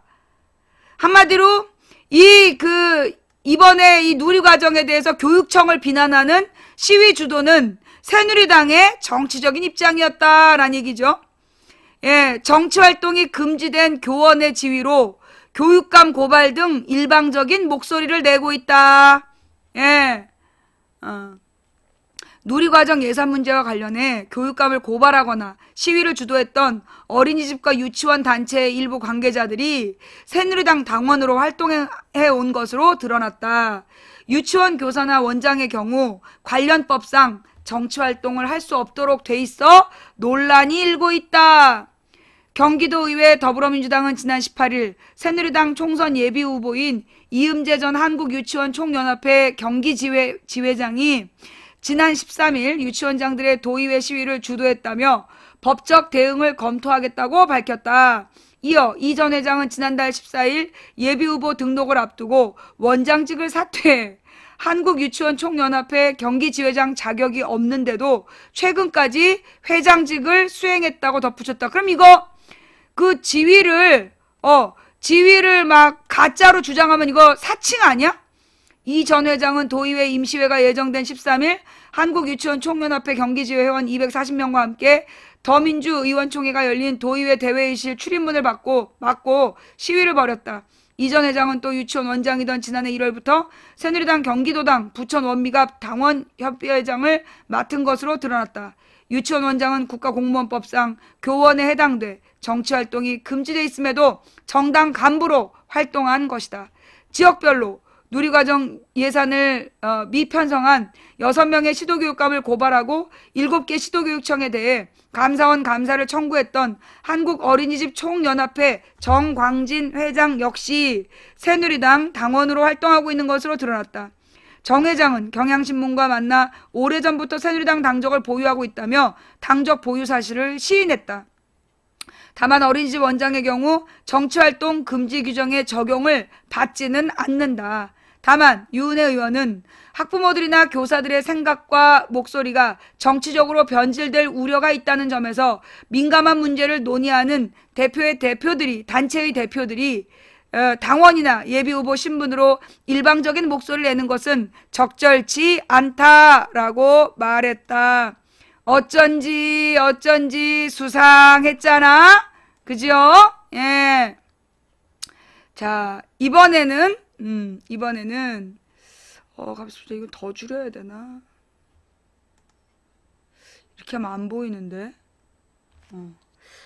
이거는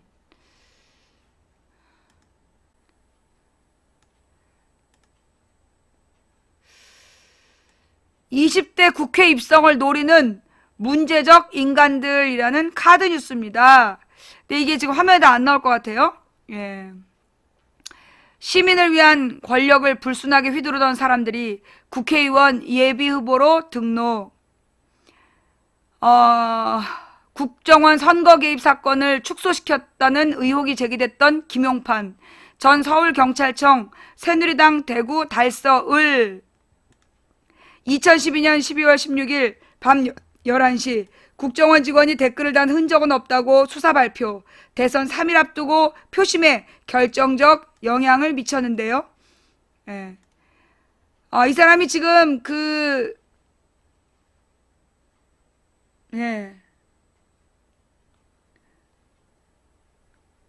자신을 박근혜 정권의 개국공신으로 홍보하고 있답니다. 박근혜 정권 개국공신, 국정원 선거 개입 사건 청문회에서 선서 거부 행태를 자랑질을 하고 있대요. 그 다음 김석기, 용산 철거민 시위 강제 진압의 책임자였던 전 서울경찰청장 김석기 경찰청장이 새누리당 경북 경주로 출마한답니다. 용산 철거민 시위에 경찰 특공대를 투입해서 진압, 철거민 5명, 경찰 1명이 사망한 사건의 책임자였습니다. 그러나 처벌받지 않았죠. 용산 참사 7주기를 맞은 유족들, 김석기가 갈 곳은 국회가 아니라 감옥이다라고 외치고 있답니다. 한상률, 이 사람은 노무현 주변을 표적 세무수했던 전 국세청장이죠. 전 국세청장 한상률, 새누리당 서산 태안에 출마한답니다. 2008년 5월 노무현 전 대통령의 후원자인 박연차 씨의 회사 태광실업에 대한 세무조사를 실시합니다. 세무조사 단서가 경찰 수사로 이어져 결국 노무현 전 대통령을 죽음으로 내몰았던 인물이지요. 그 다음 스폰서 검사 사건의 핵심 박기준 전 부산지검장이 새누리당 울산 남갑에 출마한답니다. 부산 지역 건설업자에게서 오랜 기간 향응을 제공받았던 사람인데 이 검사 시절에 그랬던 이 사람이 국회의원 되면 어떨까요? 취재에 나선 PD에게 네가 뭔데? PD가 검사한테 전화해서 왜 확인을 하는데? 라며 막말을 했던 바로 그 검사가 울산 남갑 지역에 출마한답니다. 이들에게 필요한 건 국회의원 배지가 아니라 참회와 반성이다라는 카드 뉴스 같이 봤습니다. 자, 그 다음 이 뉴스 찾기 어려웠어요. 그래도 경향신문에서 나름 이슈라고 올렸는데 검색해도 잘 안 나와. 안철수에게 싸늘해진 야권의 심장. 호남이 원하는 건 정권교체. 계속해서 종편에서 안철수가 호남에서 압도적 지지를 받고 있다라고 개뻥을 치고 있는데 실제 내가 호남 여론이 궁금하다 그랬잖아요. 그죠? 국민의당 광주 전남 첫 전당대회 민심르뽀 도대체 무엇을 하겠다는 건지 모르겠다. 국민의당 창당준비위원회가 광주 전남에서 첫 창당 깃발을 꽂은 21일 광주 민심은 한파만큼이나 싸늘했다. 안철수 의원이 더불어민주당을 탈당한 직후인 지난달 17일 안 의원이 새로 판을 만들어야 한다. 탈당 세력이 뭔가 보여줬으면 좋겠다던 응원의 목소리가 한 달여 만에 꺼져들고 있었다. 한상진 공동창당준비위원장의 이승만 국부론 발언이 독재에 민감한 광주의 자존심을 다치게 하고 허술한 인재 영입 등 새정치와는 거리가 먼 한 달 동안의 모습이 야권의 심장을 식어가게 한 요체였다. 광주대 대학원생 박준성 씨는 망언을 할 때마다 왜 저럴까 싶다. 나라를 버리고 망명한 사람을 왜 국부로 추대하겠다는 건지 도무지 이해할 수 없다며 답답해했다. 지역 시민사회단체인 참여자치 21 오미덕 대표는 안 의원이 탈당한 뒤 희망을 갖고 있었다며 그런데 기득권 세나 불리고 이승만 국부론을 말하고 있다. 도대체 뭘 하겠다는 건지 모르겠다라고 말했다. 내방동의 이영철 씨는 광주 사람들이 독재에 민감하다. 그럼 국민의당은 전두환을 어떻게 볼 거냐고 꼬집었다. 창당대회가 열린 김대중 컨벤션센터 근처에서 만난 김모 씨도 한상진은 4.19 묘역 가서 웬 헛소리냐. 교수가 할 말인가라고 목소리를 높였다. 북구에 산 40대 장모 씨는 야당 정체성을 명확히 하지 않고 무조건 포용하겠다고만 하니 좌충우돌하지 않겠느냐라고 반문했다.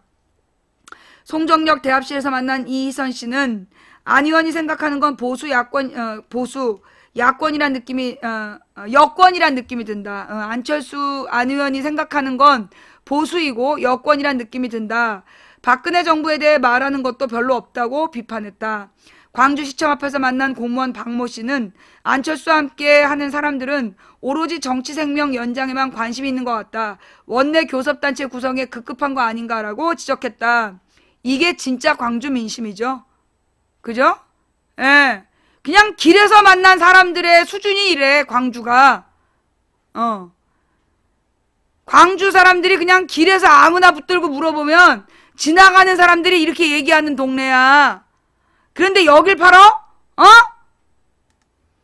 운남동에서 10년째 살고 있는 박모 씨는 안철수 곁에 새로운 사람들이 안 보인다. 게다가 기존 정치인들처럼 호남을 볼모로 정치하는 거 아니냐. 때이른 안철수 피로도를 호소하기도 했다. 벌써 안철수 피로도에 대한 호소를 하고 있는 분도 계셔. 돌아선 민심은 여론조사 결과에도 나타났다. 이 여론조사 결과는 내가 볼 때 그 아주 안철수에게 호의적으로 20% 더해준 것 같아요. 호남 지역 지지율 조사 결과 국민의당이 32.8%? 과연 광주 사람 10명 중에 10명 중에 3명이 지금 안철수 당을 지지하고 있을까요? 내가 알고 있기로는 지금 광주에서 국민의당 지지하는 사람 10명 중에 2명도 안 돼. 그 하락한 반면 그 더민주는 25에서 25.9%로 6% 상승했다. 광주에서 25.9% 확실합니까 이거? 국민의당 지지자들보다 더민주 지지자들이 더 적어요? 요거 리얼미터 또 개뻥이었죠. 그 또 다른 조사에서는 이미 더민주 지지율이 국민의당을 능가한 걸로 나오고 있습니다. 예. 15일 한국갤럽 여론조사에서도 광주 전남에서 더민주 지지율이 국민의당을 추월했다. 예. 내가 뭐라 그랬어요? 깜짝이야. 왜 광고가 나와? 예.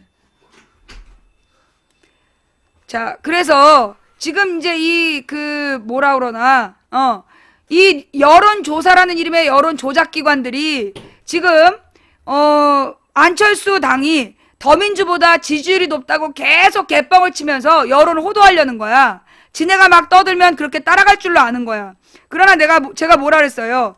여론조사에 응답하는 사람들의 성향이 어떻다? 보수적이다.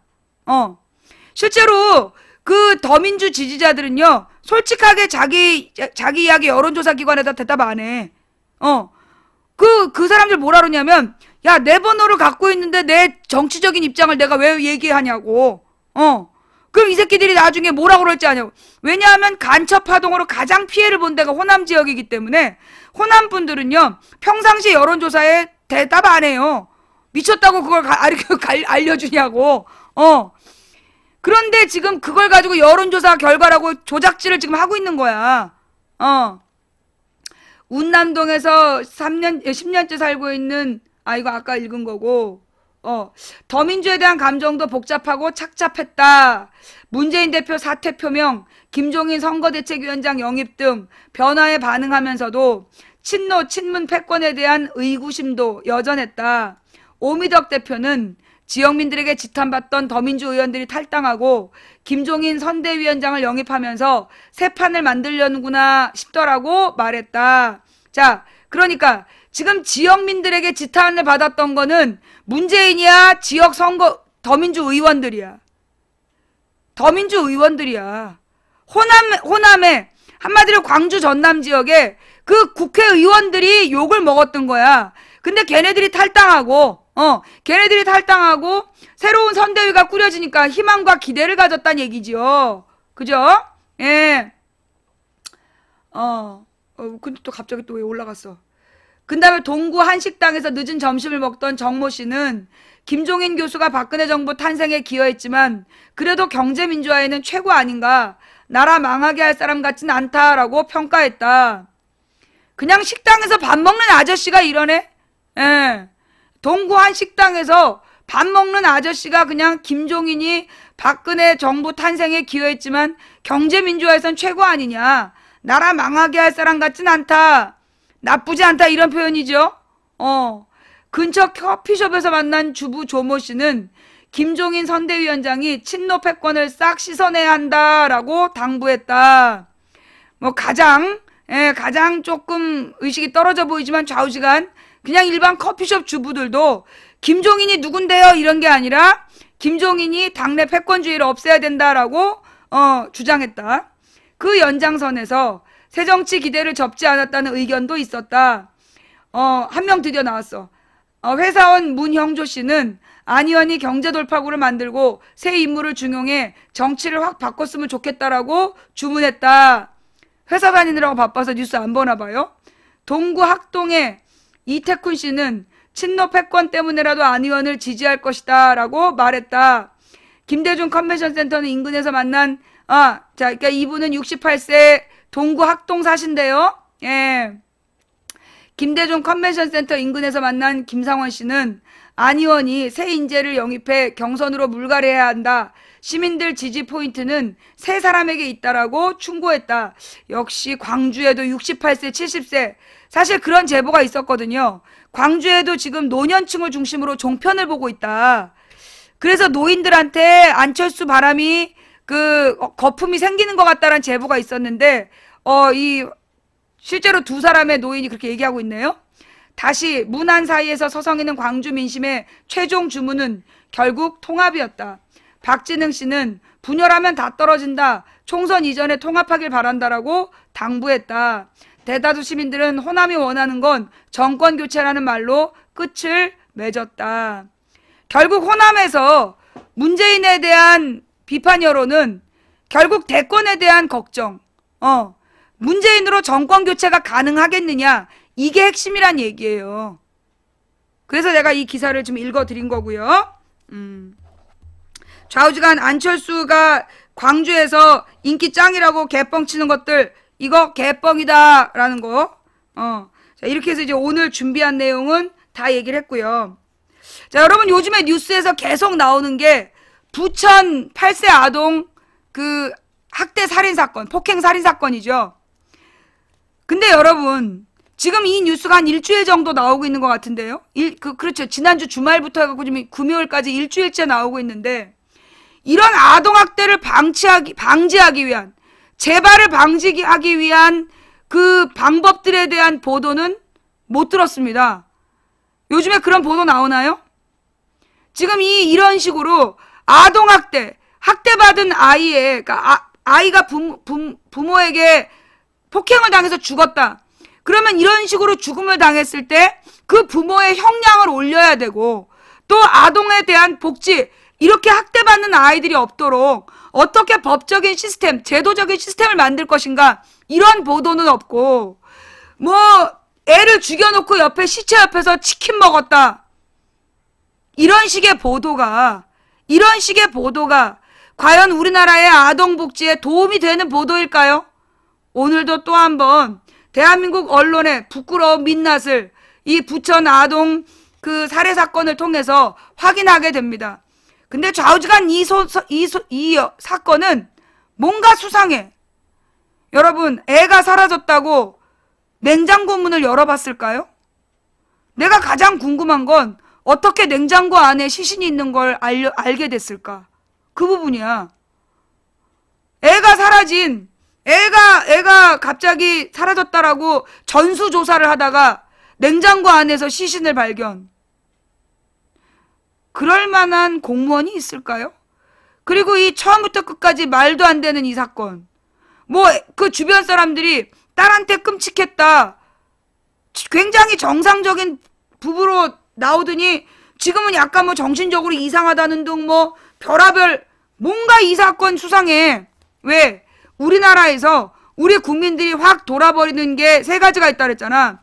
불량식품 뉴스, 아동학대 뉴스, 그 다음에 연예인 군역 면제 뉴스. 이 세 가지는 절대 용서하지 않고 여론이 들끓어. 왠지 이 뉴스 일주일 동안 가서 내가 계속 언제까지 가나 봤어. 근데 오늘 도저히 못 찾겠더라고. 시체 옆에서 치킨 먹었다. 그걸 진술했다고? 미치지 않고서 그런 얘기를 왜 하겠어? 지금요, 결국 정치권, 박근혜의 노동악법에 대한 분노를 부천 어린이 학대 부모에게 돌리고 싶은 거 아닐까요? 우리 사회는 지금 다른 폭행받는 아동들을 어떻게 보호하고 있나요? 왜 그런 부분에 대한 보도가 없는지, 그게 참으로 안타까운 저녁입니다. 자, 이번 선거의 이슈는요, 결국은 뭐다? 경제입니다. 경제 말아먹은 박근혜가 자기가 경제 민주화를 이루어냈다라고 지금 개뻥을 치고 있어요. 그 개뻥과의 전쟁입니다. 여러분 정신 바짝 차립시다. 지금 문재인 대표가 사퇴한 다음에 자기네들도 탈당하겠다, 그런 사람들이 여러 명 나타나고 있어요. 과연 이 사람은 진짜 민주주의일까요? 당신은 대한민국의 주인이 맞습니까? 문재인이 당대표를 하면 입당을 하고, 문재인이 당대표를 안 하면 탈당을 하는, 당신은 이 땅을 책임질 주인의 자세가 준비되어 있습니까? 진정한 민주주의자라면 박근혜의 독재를 막기 위한 당신의 입당에 대해서 한 사람의 당대표가 그만뒀다라고 권리를 포기한다? 탈당하고 투표 안 할 거다? 그건 그 합리적 반응이 아니라고 생각합니다. 우리는 한 사람 개인에게 매몰된 정치를 해서는 안 돼요. 우리는 문재인을 필요한 만큼 쓰고 버릴 땐 버려야 됩니다. 지금은 버려야 될 때예요. 문재인이 대표를 그만뒀기 때문에 탈당하고 그리고 입당을 취소하고 투표 안 하겠다? 그게 바로 또 하나의 노예예요. 박근혜에 대한 무조건 지지자들인 것처럼 문재인에 대한 무조건 지지자는 합리적인 민주주의 발전에 도움이 안 되는 자세입니다. 지금은 문재인을 잊어줘야 될 때예요. 나한테 수천 명이 보는 방송에서 어떻게 문재인의 용도가 폐기됐다고 할 수 있느냐? 문재인에게 매달리지 말고 새로운 해법을 찾으라는 말인데 알아듣기 어려웠나 봐요. 역시 우리 방송에는 다양한 시청자들이 있기 때문에 참 그 수준을 다 일일이 맞추기가 참 어렵네요. 어렵게 얘기해서 죄송한데요. 문재인에 대한 용도는 폐기됐다. 사퇴를 선언한 순간 더 이상 문재인 간파는 안 된다. 그러면 용도가 없는 겁니다. 용도 폐기, 그게 맞는 거예요. 이제 문재인 없이 이 대선을 어떻게 치를 건지 각오를 새롭게 하라는 뜻이에요. 알아들었어요? 에? 자, 그러면서요. 제가 어저께 느낀 게 뭐냐. 어제 느낀, 사실은 이제 내가 지금 화병이 이게 지금 심장이 끓어버렸다며. 심장이 타버렸잖아. 이 심장이 타버린 이유가 뭐냐 하면, 심장이 타버린 이유가 뭐냐 하면, 이 야권의 분열상, 0.4%짜리 정당 대표한테 지금 이 제1야당의 50% 지분을 주겠다라는 미친놈들이 왔다 갔다 하고 있는 이 상황에 너무 화가 나는 거야. 0.4%짜리 정당 그 대표한테 지금 제1야당의 지분 50%를 주겠다. 그런 것 때문에 내가 이종걸이 그랬어. 천정배한테 지분 50%도 양보할 수 있다고. 그 말에 뚜껑이 열려가지고 심장이 타버린 거야. 그런데 말이에요. 그러면서 제가 어제 느낀 건 뭐냐.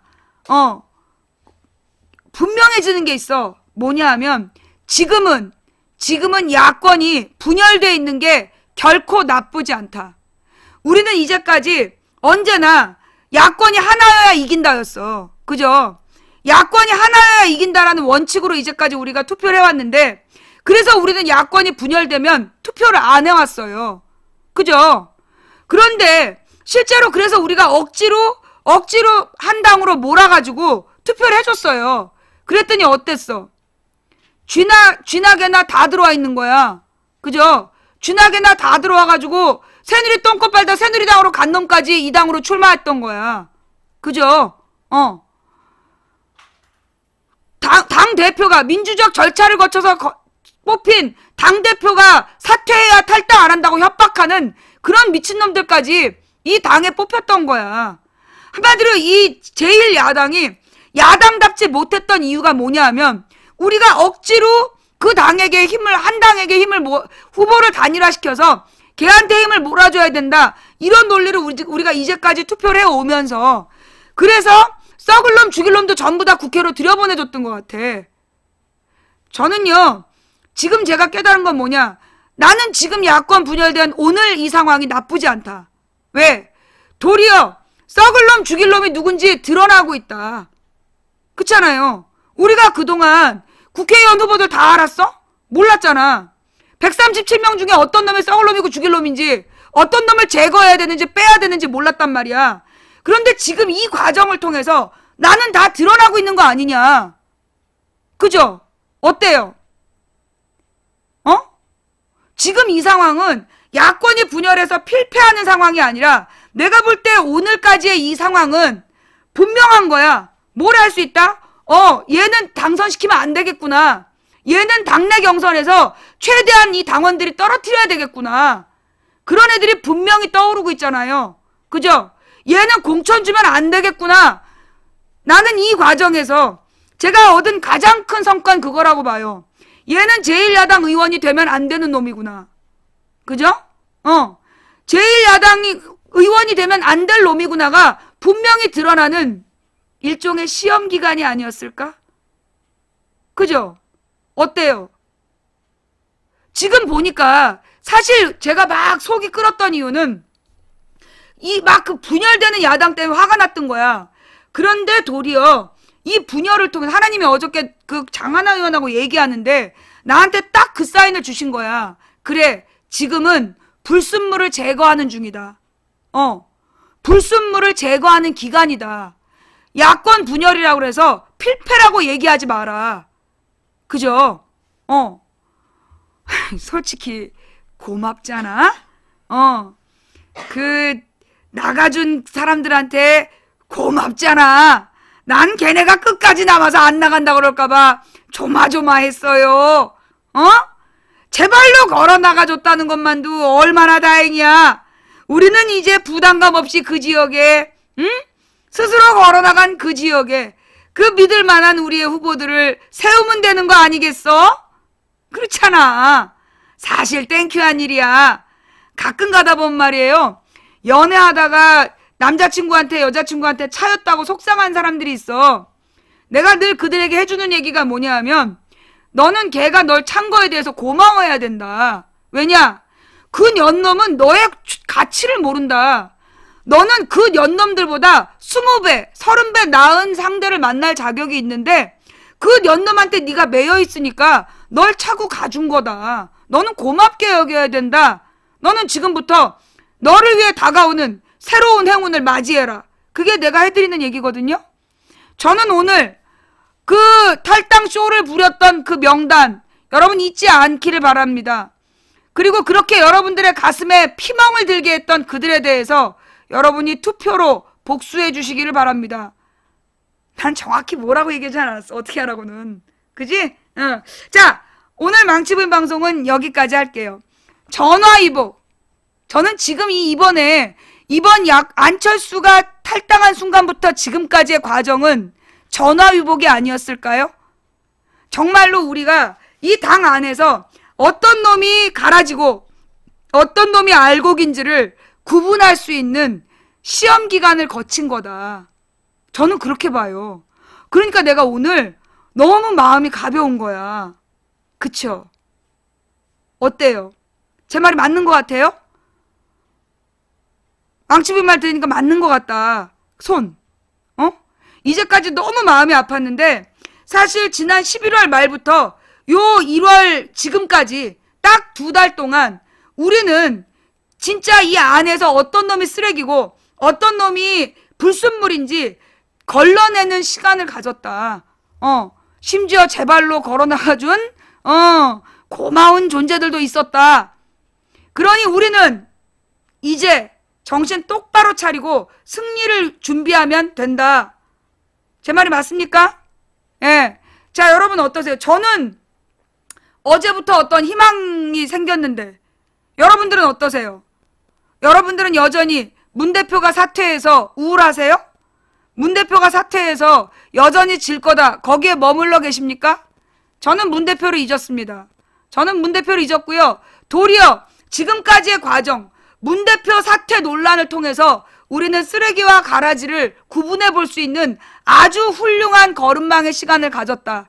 그러니 더 이상 절망하지 마라. 지금부터 진짜 싸움을 준비하자. 지금부터가 진짜 싸움이다.